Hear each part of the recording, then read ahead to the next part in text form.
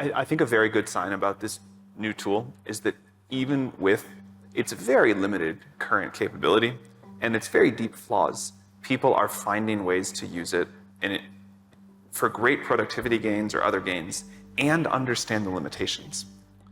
I think there will be a lot of things. Humans really care about what other humans think. That seems very deeply wired into us. So chess was one of the first victims of AI, right? Deep Blue could beat Kasparov, whenever that was, a long time ago. And all of the commentators said, this is the end of chess. Now that a computer can beat the human, no one's gonna bother to watch chess again, ever. It's over. Or play chess again. Chess has, I think, never been more popular than it is right now. And if you cheat with AI, that's a big deal. And no one, or almost no one, watches two AIs play each other. We're very interested in what humans do. When I read a book that I love, the first thing I do when I finish is I want to know everything about the author's life. And I want to feel some connection to that person that made this thing that resonated with me. And, same thing for many other products, that humans know what other humans want very well. Humans are also very interested in other people. I think humans we're gonna have better tools. We've had better tools before, but we're still very focused on each other. And I think we will do things with better tools. And I admit, it does feel different this time. General purpose cognition feels so close to what we all treasure about humanity that it does feel different. So of course, there will be kind of the human roles where you want another human, but even without that, I think, when I think about my job, I'm certainly not a great AI researcher.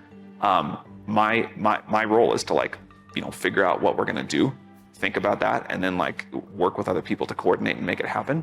And I think everyone's job will look a little bit more like that. We will all operate at a little bit higher of a level of abstraction. We will all have access to a lot more capability.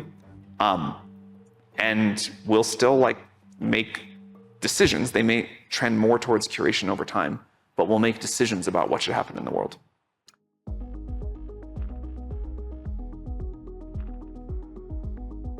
This is a technology that's clearly very powerful and that we don't know, we cannot say with certainty exactly what's going to happen.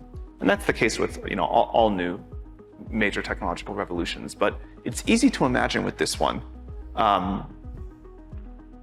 that it's going to have massive effects on the world and that it could go very wrong.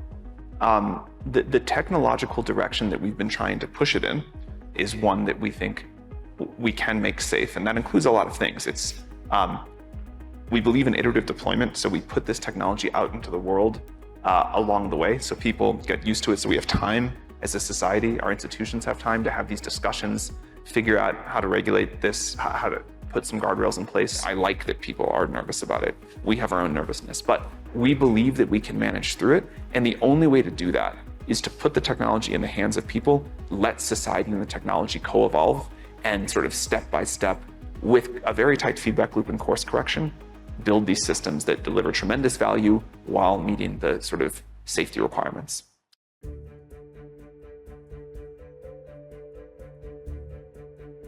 And we had known that our board had gotten too small, and we knew that we didn't have the level of experience we needed. But last year was such a wild year for us in so many ways that we sort of just neglected it. And one thing that I've sort of observed for a while is every one step we take closer to very powerful AI, everybody's character gets plus 10 crazy points. It's a very stressful thing, and it should be, because we're trying to be responsible about very high stakes. And so I think that one lesson is as we, the whole world, get closer to very powerful AI, I expect more strange things, and having a higher level of preparation, more resilience, more time spent thinking about all of the strange ways things can go wrong.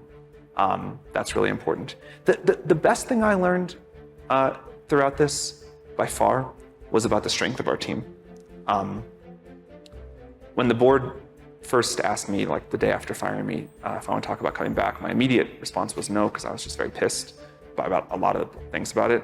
And then, I quickly kind of got to my senses, and I realized I didn't want to see all the value get destroyed and all these wonderful people who put their lives into this and all of our customers. But I did also know and I had seen it from watching the executive team and really the whole company do stuff in that period of time. Like the company would be fine without me.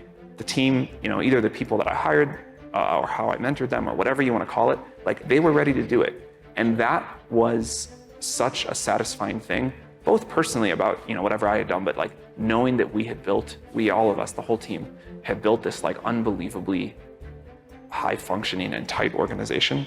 That was my best learning of the whole thing.